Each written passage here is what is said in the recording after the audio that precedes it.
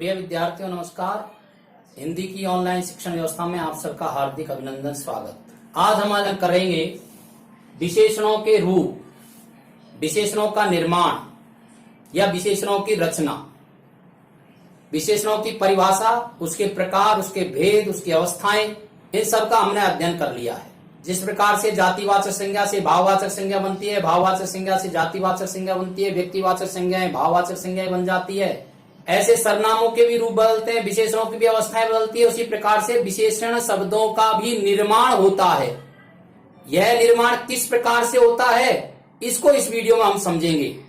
हिंदी शिक्षण से जुड़े रहने के लिए आप इसे सब्सक्राइब करें। अंत में कम से कम 2 बार पूरे वीडियो को आप सुने और स्क्रीनशॉट लेकर के आप इसको अपनी गृह कार्य की कॉपी में उतार लें।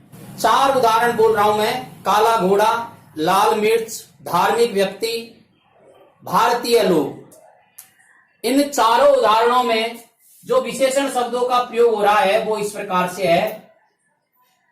काला घोड़ा, लाल मिर्च, धार्मिक व्यक्ति, भारतीय लोग। 4 शब्द यहां पर विशेषण के रूप में आए हैं।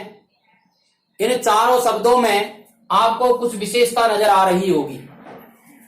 काला घोड़ा, लाल मिर्च, इन शब्दों के यदि हम खंड करते हैं तो का धन ला धन ले, ऐसे खंड होते हैं जो निरर्थक हो जाते हैं, अर्थात इनके खंड नहीं किए जा सकते। धार्मिक के खंड करते हैं तो धर्म प्लस एक, भारत प्लस ये, ऐसे खंड होते हैं, अर्थात इसके खंड किए जाने योग्य है। तो इस आधार पर विशेषणों को 2 भागों में बांटा गया है। एक प्रकार वह होता है जिसके खंड हो सकते हैं और एक प्रकार वह होता है जिसके खंड नहीं हो सकते हैं। शब्दों के भेद में पहले पढ़ चुके हैं आप कि जिन शब्दों के खंड नहीं होते हैं या खंड करने पर दोनों खंड निरर्थक हो जाते हैं, ऐसे शब्दों को रूढ़ शब्द कहते हैं। इसलिए पहले प्रकार का जो विशेषण हुआ रचना के आधार पर वो हो गया हमारा रूढ़ विशेषण। और जिनके खंड हो सकते हैं या 2 या 2 से अधिक शब्दों से मिलकर के बनते हैं, ऐसे शब्दों को यौगिक शब्द कहते हैं। तो रचना के आधार पर विशेषण का दूसरा प्रकार हमारा हो गया यौगिक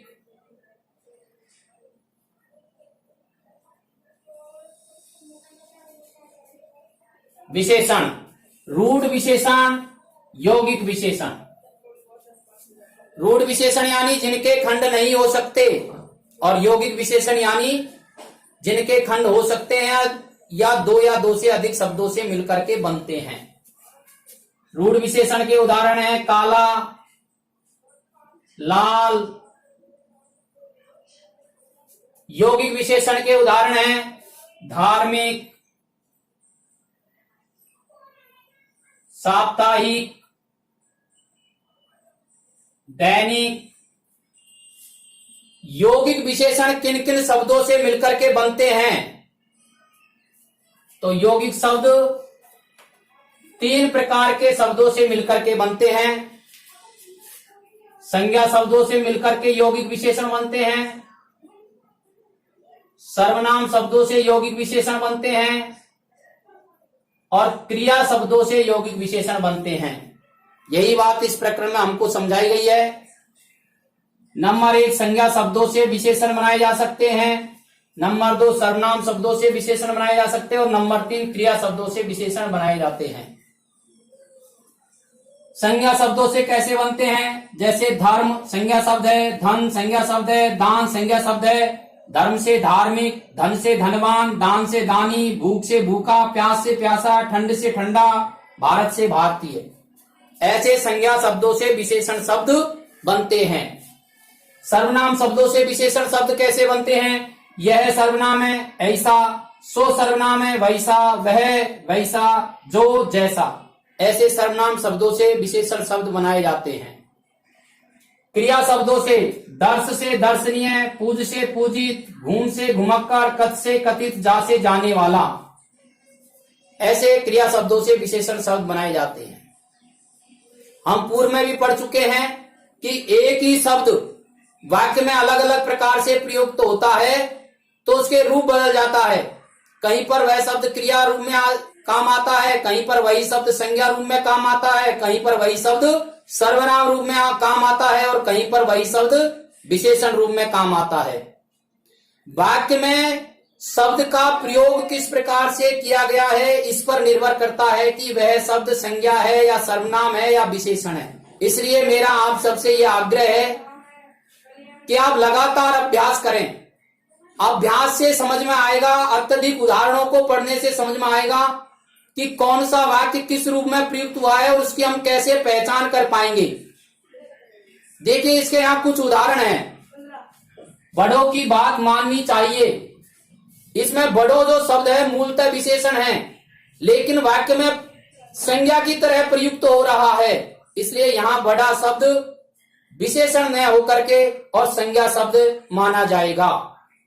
विद्वानों का आदर करना चाहिए, यहां पर भी इसी प्रकार की स्थिति है। विद्वान शब्द मूलतः विशेषण शब्द है लेकिन इस वाक्य में विद्वान जो शब्द है वो संज्ञा शब्द की तरह प्रयुक्त हो रहा है, इसलिए यह संज्ञा शब्द माना जाएगा। छोटों की गलतियां माफ करनी चाहिए, भिखारी की सहायता करो, ये इसी प्रकार के उदाहरण हैं। इन्हीं शब्दों को दूसरे प्रकार से यदि हम देखते हैं, देखिए आप बनारसी पान, बनारसी शब्द बनारस से बना है, भाववाचक संज्ञा है, बनारस व्यक्तिवाचक संज्ञा है, व्यक्तिवाचक संज्ञा से भाववाचक संज्ञा बनी है। बनारसी यानी बनारस में जिसका जन्म होता है या जो बनारस के जिसके अंदर गुण है वो बनारसी होता है।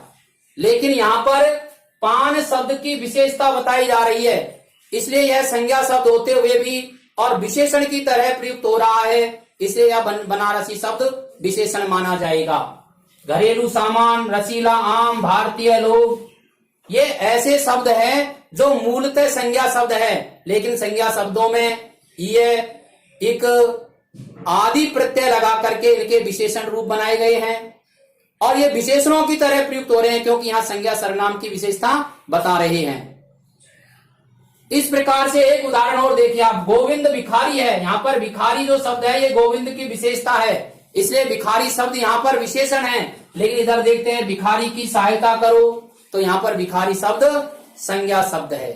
कहने का भाव यह है कि हमें यह समझना है कि वाक्यों में शब्द किस प्रकार से प्रयुक्त हुआ है, जिस परिप्रेक्ष्य में वह प्रयुक्त होता है उसकी पहचान हम उसी रूप में करते हैं और हमें उसका शब्द परिचय उसी रूप में लिखना चाहिए।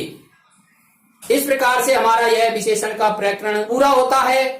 अब हम शब्द विचारों में विकारी शब्दों का जो चौथा प्रकार है क्रिया, उसका अध्ययन अगले प्रकरण में करेंगे।